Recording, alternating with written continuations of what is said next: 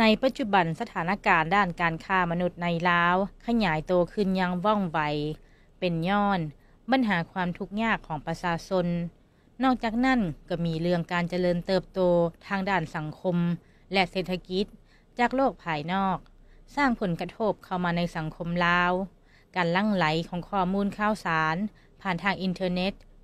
โทรภาพจากประเทศเพื่อนบ้านก็เป็นส่วนสำคัญอีกอันหนึ่งที่เฮ็ดให้เด็กน้อยผู้หญิงลาวเข้าสู่ขบวนการขายโตง่ายดายหลายขึ้นย้อนพฤติกรรมเลียนแบบเส้นทางการขายบริการของแม่หญิงลาวในทุกมื้อนี้ต้องยอมรับว่าเป็นเรื่องน่าเป็นห่วงหลายเพราะมีผู้หญิงลาวสมัครใจเข้ามาขายบริการเพิ่มมากขึ้นเรื่อย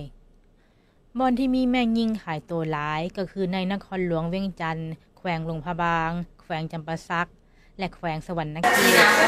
ผู้หญิงลาวที่มาขายโตมีอายุตั้งแต่13ปีขึ้นไป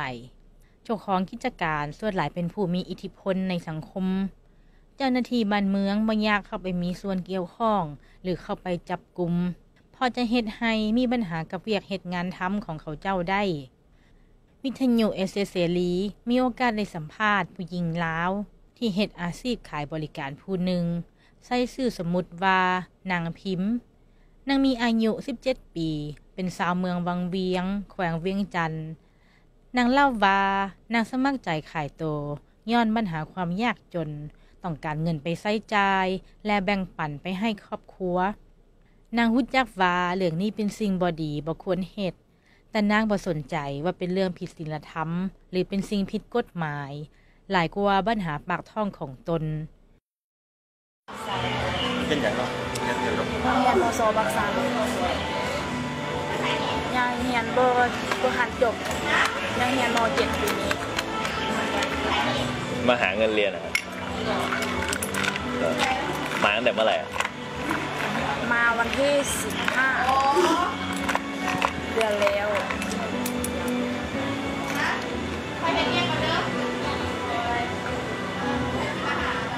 เริ่มที่เรียกเองที่นี่3 เดือนแล้วยังบ่ฮอดเดือนเดียวมาวันที่15วันนี้ก็วันที่18นางว่าการศึกษาบ่ได้ช่วยให้นางมีเงินมีคำเพียงพอใช้ในการดำรงชีวิตก็เลยออกซอกเวียกที่ได้เงินไวและง่ายเพื่อเฮ็ดให้ชีวิตตนสุขสบายหลายขึ้นนางเล่าต่อไปนางขายโตมาหลายปีแล้วเคยไปเฮ็ดอาชีพขายโตอยู่ในแขวงหลวงพระบางระยะหนึ่งหลังจากนั้นจึงเดินทางมานครหลวงเวียงจันทน์และยังขายโตอยู่จนถึงในปัจจุบันอีกความคิดเห็นหนึ่งเป็นของท้าวต้นนักท่องเที่ยวผู้หญิงลาวสาวไทยน้ำสมุทรได้ให้ข้อมูลกับพวกเขาว่าเขาเจ้าซอกเบิงในเว็บไซต์เที่ยวผู้หญิงของไทยจนพบว่าใจกลางนครหลวงเวียงจันทน์โดยเฉพาะในเมืองศรีสัตนาคเมืองศรีโคตบองและเมืองจันทบุรีเป็นบอนที่มีผู้หญิงลาวเด็กน้อยขายโตอยู่หลายเป็นที่รู้จักกันในกลุ่มของนักท่องเที่ยวเป็นอย่างดีเมื่อมีโอกาสก็เลยไปสอบหาซื้อบริการของพวกเขาโดยสอบถามนำรถจัมโบ้รถตุกๆให้แนะนำและพาไปเบิงในบอนต่างๆได้สาวก็ไปเอาแล้วแหละที่ไหนมันก็มีที่เอาที่ไหนก็ได้มันมีที่ไปดูแล้วถ้าผมไปดูนี่เท่าไหร่ไปดูก็ได้ไม่ได้เสียตังค์ไปดูเป็นเลือกดูก็ได้ไม่เอาพี่พาไปได้ไหมพี่พาไปได้ป่ะได้โอเคไปเดี๋ยวนี้ก็ได้ไปเลือกเอาดูสวยๆเลยไงถ้าสมมติพี่พาไปดูพี่จะพาไปดูที่ไหนไปกี่ที่ละอองดาวนี้ไปที่เดียวพี่ก็อยู่แล้ว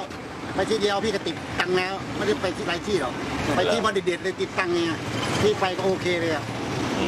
ไม่ต้องไปที่2หรอกที่เดียวก็โอเคแล้วมันราคาประมาณเท่าไหร่ครับราคามันก็ข้าวกับ2,000เนี่ยข้าวกับมาเที่ยวนอนโรงแรมเลย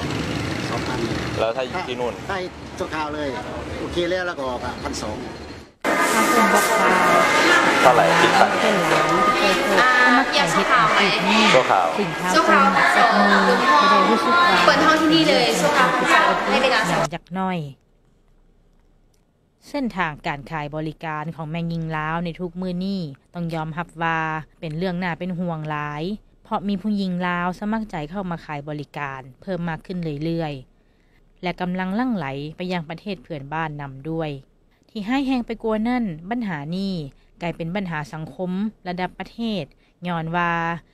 มีขบวนการฆ่าผู้หญิงลาวไปยังประเทศไทยประเทศเวียดนามประเทศมาเลเซียและประเทศจีนจำนวนบ่น้อยและบางคนก็หายสาบสูญซึ่งทางขบวนการต่อต้านการฆ่ามนุษย์ประจำลุ่มน้ำของและเจ้าหน้าที่ภาครัฐในขวงเขตประเทศเอเชียตะวันออกเฉียงใต้ได้ร่วมมือกันพยายามสกัดกั้นโดยออกเป็นมาตรการต่างๆเพื่อหาทางช่วยผู้หญิงลาวที่ทั้งสมัครใจ